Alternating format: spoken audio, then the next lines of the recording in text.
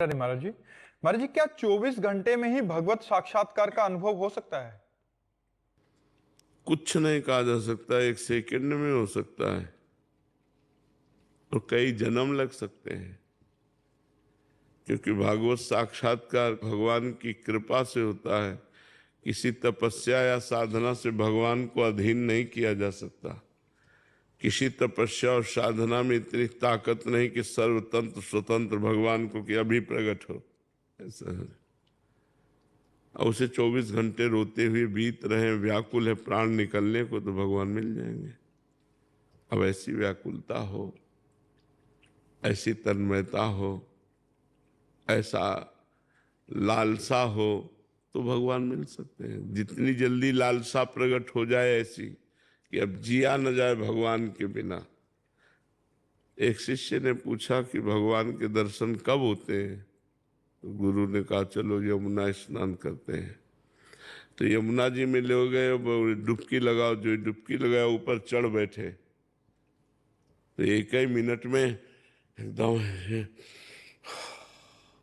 बोले गुरुजी अगर आप छोड़ न देते तो मर ही जाते।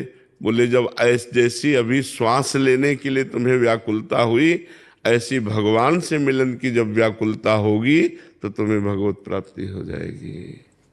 अब वो एक दिन में होती है कि एक महीने में होती है कि एक साल में होती है कि एक जन्म में होती है कि एक कल्प में होती है, वो तुम्हारी दौड़ है। जितना भजन करोगे उतने व्याकुलता बढ़ेगी, उतने संसार से वैराग्य, भगवान से प्रेम और स्वरूप का ज्ञान, ये सब होता चला जाएगा। भजन करने से है, भजन करो। समझ पा रहे हो? खूब भजन करो। पुष्प जी। श्री हरिवंश महाराज जी।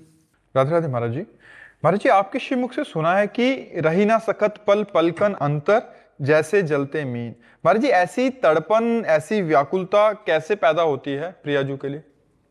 पहले रसिक महापुरुषों का संग करे कि रे मन रसिकन संग बिन रंच न उपजय प्रेम। रंच मात्र भी प्रेम की उत्पत्ति नहीं हो सकती अन्य साधनों से, जब तक रसिक महापुरुषों का संग नहीं होगा। रसिक जो केवल प्रिया प्रीतम में ही तन्मय है।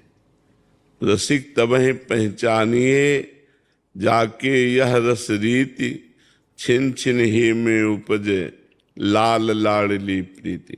नवीन प्रीति, प्रक्षण वर्धमान प्रीति, लाडली लाल को दुलार करने की वृत्ति, वही रसिक महापुरुष जो प्रतिपल प्रिया प्रीतम को सुख देने की भावना में मगन है।